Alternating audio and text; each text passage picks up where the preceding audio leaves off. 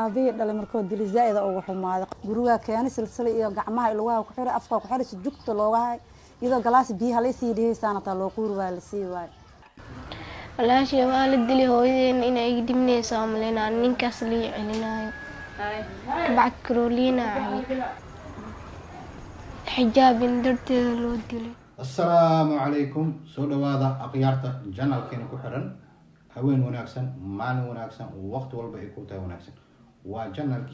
channelkeena waa Seki Midnimo caawa barnaamij aan hore uga sheekeynay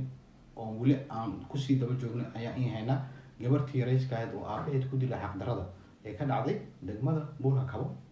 ayaa hooyadeed soo hadashay dhibaatadii gabartii loo geystay laga dilay iyo inay doonayso cadaalad inay hesho bal inaan la daawatiin aan rabnaa videogaas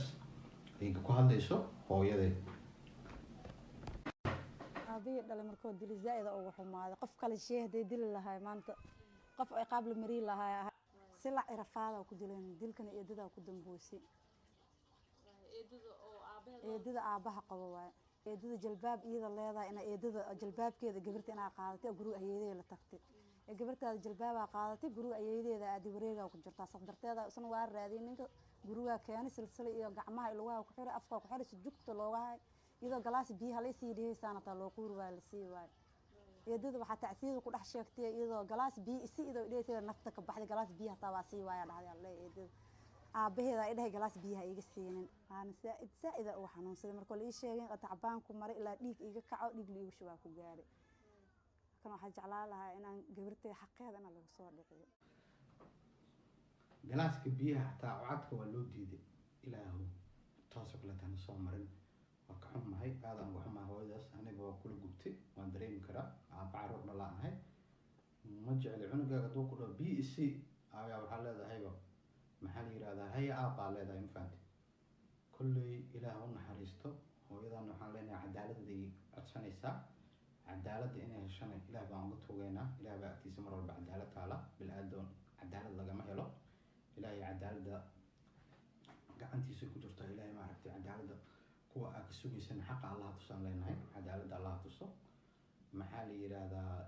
caruurta kale oo dhalatayna oo murugada aragto walaashood islaaca ku dhimatay bal iyagana wax yar nala daawo walaashii waa la dilay hooyadeen inay dhimnayso amaleena ninkaas la celinayo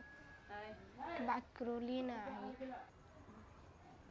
xijaabin darteeda loo dilay xijaabkaas ka lahaa eedada biyo iyo badal ma isii jirin ani wax biyo isii hadaa dhaaway oo qeylii jirta hooyada daa'ima hadaa biyo isii jirta meeshii furi jirta waxaa dhahday biyo iyo maxaa la yiraahdaa raashinba afka ma liigeli jirin markay hooyada imaado intaas oo dhan isii jirto waa cunug bal yar maxay galabsatay tii weyneedna hadda waa la dilay tii rayskana saas ay sheegaysaa dhibaatada aawadiis ee waxay damacday cunugtaas raysta bal aan la arkaysin inay isdisho kaloriin ay cabtay san loogu celinin meesha ay kasoo fakatay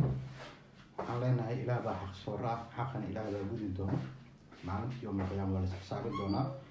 kullay aabbaas hadda gacanta ku jiraa maamulka iska dhisan Buurha Kabo